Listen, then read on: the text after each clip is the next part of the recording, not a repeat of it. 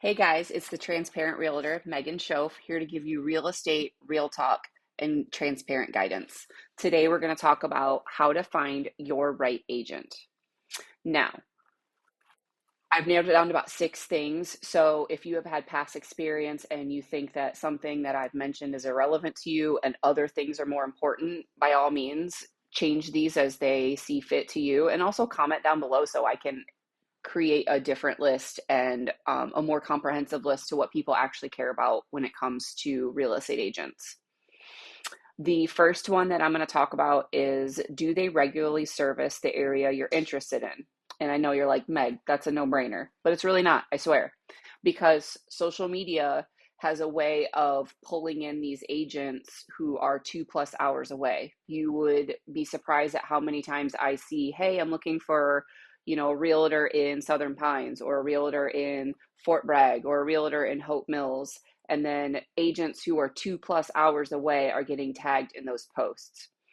And by all means, if that's the way you want to roll, go ahead. But I don't recommend it because markets are hyper local. And what do I mean by that is there are things that are happening here in our local market that, unless you're like really in touch with the market and do regular business here, you may miss. Like there's a part in Fayetteville that's going from predominantly on septic to sewer, and it's costing sellers $5,000 at closing when they're moving from septic to sewer. Now, if somebody isn't aware of that, they could unknowingly cost their seller $5,000 more at the closing table than what they're prepared to.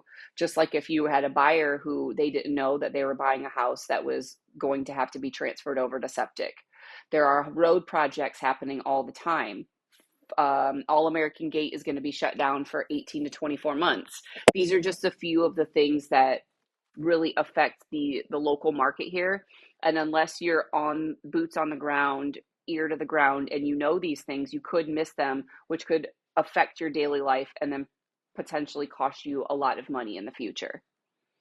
Or just be something about a house that you really weren't interested in. Like maybe you don't want a house on septic, and or a house that was going to be put on sewer in the future, and then that $5,000 is your going to be future cost. So there's just things like that that I recommend, again, using an agent that is local. Number two is, do they have experience? This is for buyers. Do they have experience with your financing type? Okay.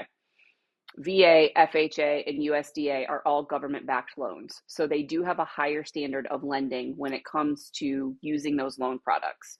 What do I mean by that is it's usually you can't buy a fixer-upper with either one of those loans because they want to make sure that there is a basic standard of livability about those houses. Okay. Conventional and investment loans, those are usually the two that you see for investors or houses that need a little love. All right. And then we also have cash buyers. If you've never worked with a buyer, or if that agent has never worked with a cash buyer, they may not know hey, this isn't really the market where you can offer a seller 20K under just because you're cash and expect your offer to get accepted. Some sellers are willing to wait the 30, 60, 90 days to see if they get a full price offer as opposed to lose $20,000, $30,000 right off the rip. Okay. Lastly, and kind of the outliers are VA loan assumptions and then 1031 exchanges. Now, I will say every agent has a first for everything. So just because they haven't experienced any of these financing types, don't completely write them off. Agents with a good professional support system who they can lean on regularly to ask those questions and are willing to, I would say go ahead.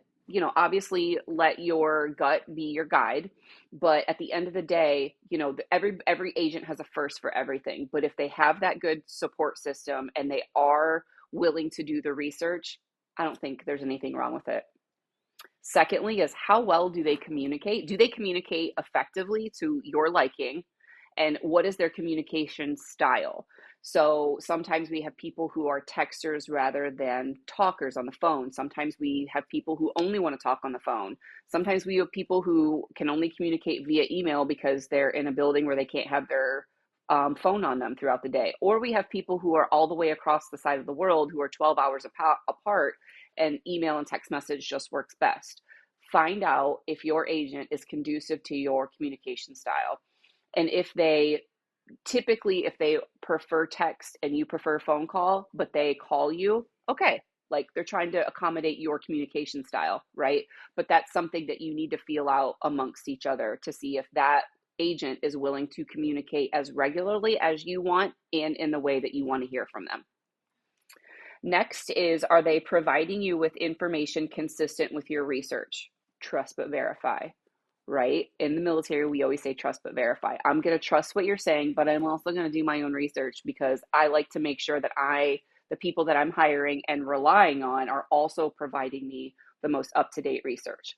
But I will caution you, if you find something that you're researching that is inconsistent with what your agent is providing you, ask them, because something that you're researching may not apply to the market that you are in, right? Because the information you're getting might be from California or might be from a year ago.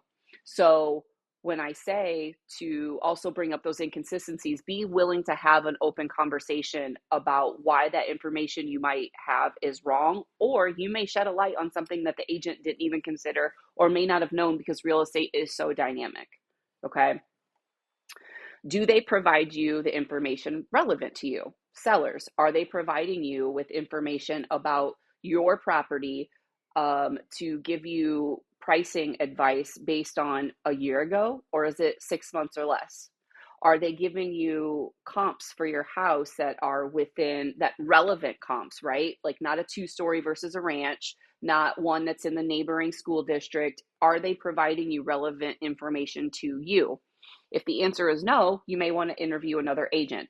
Buyers, if the agent is trying to push you into a higher price point, or they're unwilling to hear that you don't want new construction, but all they keep showing you is new construction because of the great incentives, you may want to reconsider and hire a new or interview another agent.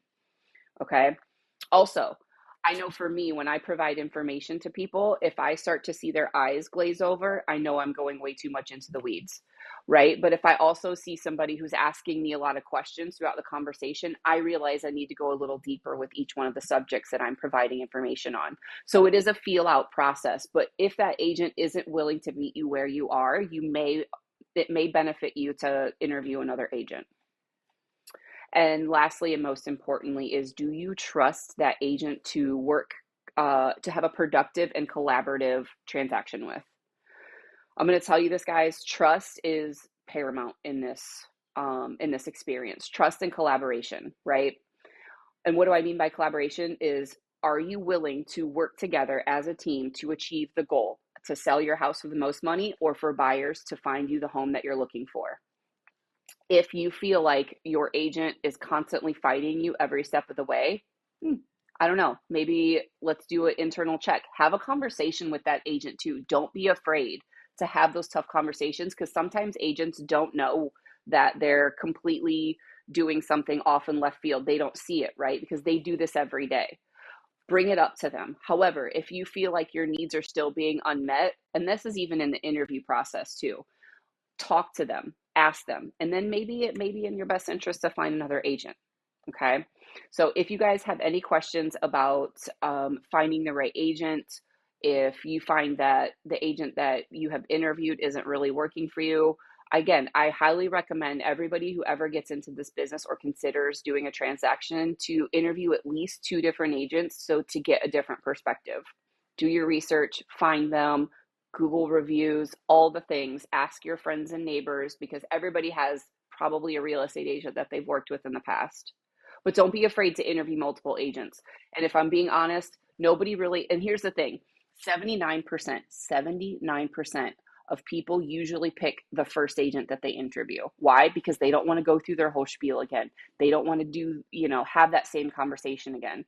But I highly recommend that if you want the best experience, you interview at least 2 agents to find who is going to meet you where you need to be and to help you achieve the goal of the real estate transaction. Thanks for tuning in, guys. Like, subscribe, and share my profile, because I would love to be a resource to anybody who's interested in the real estate market here in the Fort Bragg area. And also comment below if you have any questions about anything that you want to see, or comments about what works for you with finding the right agent. I'm open to any suggestions. Again, real estate, real talk, transparent guidance. I'll see you next time, guys.